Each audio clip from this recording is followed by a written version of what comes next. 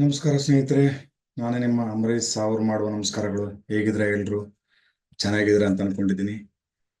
ಈ ವಾರ ನಮ್ಮ ಚಿತ್ತಾರ ಭವಿಷ್ಯದಲ್ಲಿ ಸಂಖ್ಯಾ ಭವಿಷ್ಯ ಹೇಗಿರುತ್ತೆ ಅನ್ನೋದ್ರ ಬಗ್ಗೆ ಸಂಕ್ಷಿಪ್ತವಾಗಿ ನೋಡೋಣ. ಅದಕ್ಕಿಂತ ಮೊದಲು ಈ ವಾರ ಯಾರೆಲ್ಲ ನಿಮ್ಮ ಹುಟ್ಟಿದ ಹಬ್ಬವನ್ನು ಆಚರಿಸ್ಕೊಳ್ತಾ ಇದ್ದೀರೋ ಅವರಿಗೆಲ್ಲರೂ ಕೂಡ ನನ್ನಿಂದ ನಿಮಗೆ ಹುಟ್ಟಿದ ಹಬ್ಬದ ಹಾರ್ದಿಕ ಶುಭಾಶಯಗಳನ್ನ ಹೇಳ್ತಾ ಇದ್ದೀನಿ. ಭಗವಂತ ನಿಮಗೆ ಆಯುರಾರೋಗ್ಯ ಸಕಲ ಸಂಪತ್ತು ಕೊಟ್ಟು ಕಾಪಾಡ್ಲಿ ಅಂತ ಹೇಳ್ತಾ ಈ ವಾರದ ಚಿತ್ತಾರ ಭವಿಷ್ಯ ಹೇಗಿದೆ ಅನ್ನೋದ್ರ ಬಗ್ಗೆ ನೋಡೋಣ. ಈ ವಾರ ಅಂದ್ರೆ ಸೋಮವಾರದಿಂದ 10ನೇ ತಾರೀಕಿನಿಂದ ಹಿಡಿದು 15ನೇ ತಾರೀಕಿವರೆಗೂ ಯಾವೆಲ್ಲ ಸಂಖ್ಯೆಗಳಿಗೆ ಬಲ ಇದೆ, ಯಾವೆಲ್ಲ ಸಂಖ್ಯೆಗಳಿಗೆ ಬಲ ಇಲ್ಲ ಅನ್ನೋದ್ರ ಬಗ್ಗೆ ಇವತ್ತು ನೋಡೋಣ ಅಂತ. ಮೊದಲನೇದಾಗಿ 10ನೇ ತಾರೀಕು ಅಂದ್ರೆ ಸೋಮವಾರ ತುಂಬಾ ಚೆನ್ನಾಗಿದೆ. ಯಾರು ಬೇಕಾದ್ರೂ ಏನು ಕೆಲಸ ಬೇಕಾದ್ರೂ ಮಾಡ್ಬೋದು. ಒಳ್ಳೆ ಶುಭ ಕಾರ್ಯಗಳನ್ನು 10ನೇ ತಾರೀಕು ಖಂಡಿತವಾಗಿ ಮಾಡಿ, ಯಾವುದೇ ತೊಂದರೆ ಇಲ್ಲ. ನೆಕ್ಸ್ಟ್ ಅದ ನಂತರ ಬರ್ತಕ್ಕಂಥದ್ದು ಮಂಗಳವಾರ 11ನೇ ತಾರೀಕು. ಆ ಮಂಗಳವಾರ 11ನೇ ತಾರೀಕು ವೆರಿ ವೆರಿ ವೆರಿ ಈ ತಿಂಗಳ ತುಂಬಾ ಡೇಂಜರ್ ಡೇಟ್. ಈ ತಿಂಗಳ ಈ ವಾರ 11ನೇ ತಾರೀಕು ತುಂಬಾ ಡೇಂಜರ್. ಯಾವುದೇ ಶುಭ ಕೆಲಸಗಳನ್ನು ಮಾಡಬೇಡಿ. ನೆಕ್ಸ್ಟ್ ಬಂದ್ಬಿಟ್ಟು 12ನೇ ತಾರೀಕು. 12ನೇ ತಾರೀಕು ಕೂಡ ಅಷ್ಟು ಒಳ್ಳೆಯದಲ್ಲ. ಶುಭ ಕಾರ್ಯಕ್ಕೆ ಈ ವಾರ 12ನೇ ತಾರೀಕು ಅಷ್ಟು ಒಳ್ಳೆಯದಲ್ಲ. ಇದು ಬುಧವಾರ ದಿನ ಆಯ್ತು. ನೆಕ್ಸ್ಟ್ ಬಂದ್ಬಿಟ್ಟು ಗುರುವಾರ ದಿನ. ಗುರುವಾರ ದಿನ 13ನೇ ತಾರೀಕು. ನಾ ಮೊದಲು ಹೇಳಿದ್ದೀನಿ ಯಾವುದೇ ಕಾರಣಕ್ಕೂ 4-13 ಯಾವುದೇ ಶುಭ ಕಾರ್ಯಗಳನ್ನು ಬೇಡವೇ ಬೇಡ ಅಂತ ಹೇಳ್ತಾ ಇದ್ದೀನಿ. ಇಲ್ಲಿ ಕೂಡ ಅದನ್ನು ಹೇಳ್ತಾ ಇದ್ದೀನಿ. 13 ಸ್ಪೆಷಲಿ ನೀವು ಯಾವುದೇ ಶುಭ ಕಾರ್ಯಗಳನ್ನು ಮಾಡೋದು ಬೇಡ. ನೆಕ್ಸ್ಟ್ ಬಂದ್ಬಿಟ್ಟು ಶುಕ್ರವಾರ 14ನೇ ತಾರೀಕು. ಶುಕ್ರವಾರ 14ನೇ ತಾರೀಕು ಇದು ಕೂಡ 50-50 ಅಂತ ಹೇಳ್ಬೋದು. 14ನೇ ತಾರೀಕು 50-50. ಓಕೆ, ನೋ ಪ್ರಾಬ್ಲಮ್, ಮಾಡ್ಬೋದು. ಏನಾದರೂ ಅರ್ಜೆಂಟ್ ಇದ್ರೆ, ಮಾಡಲೇಬೇಕಾದಂಥ ಪರಿಸ್ಥಿತಿ ಇದ್ರಲ್ಲಿ ಮಾಡ್ಬೋದು, ಏನೂ ತೊಂದರೆ ಇಲ್ಲ. ನೆಕ್ಸ್ಟ್ ಬಂದ್ಬಿಟ್ಟು 15ನೇ ತಾರೀಕು ಶನಿವಾರ. ಶನಿವಾರ ಅಂತ ನೋಡಿದಾಗ ಮಾಡಬಾರ್ದು, ಬಟ್ ಡೇಟ್ ಅಂತ ನೋಡಿದಾಗ ತುಂಬಾ ಚೆನ್ನಾಗಿದೆ.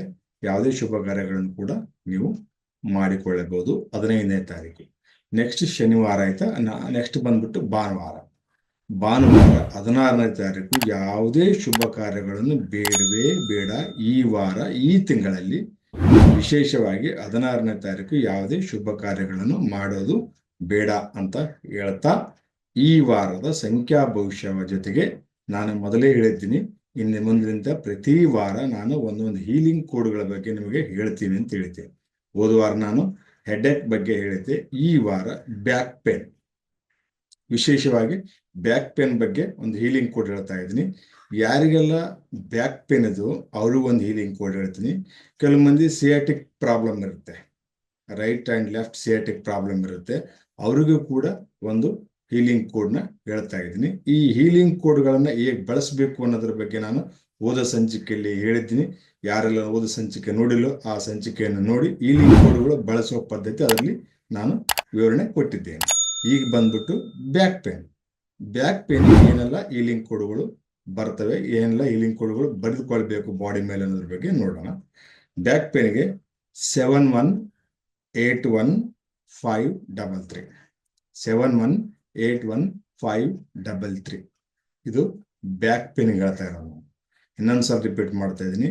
ಯಾರಿಗೆಲ್ಲ ಬ್ಯಾಕ್ ಪೇನ್ ಇದೆಯೋ ಅವರಿಗೆ 7181-533 ಇದು ಬ್ಯಾಕ್ ಪೇನ್ಗೆ.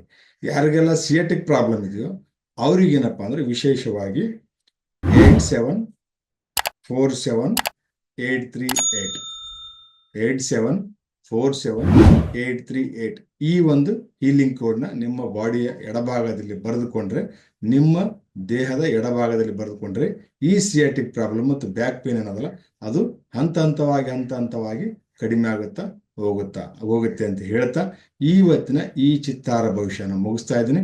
ಮುಂದಿನ ವಾರ ಮತ್ತೊಂದು ಹೀಲಿಂಗ್ ಕೋಡ್ ಜೊತೆ, ಮತ್ತೊಂದು ವಿಶೇಷ ಜೊತೆ ಮುಂದಿನ ವಾರ ಮತ್ತೆ ನಿಮ್ಮ ಭೇಟಿ ಮಾಡೋಣ ಅಂತ ಹೇಳ್ತಾ ಇವತ್ತಿಗೆ ಮುಗಿಸೋಣ. ನಮಸ್ಕಾರ.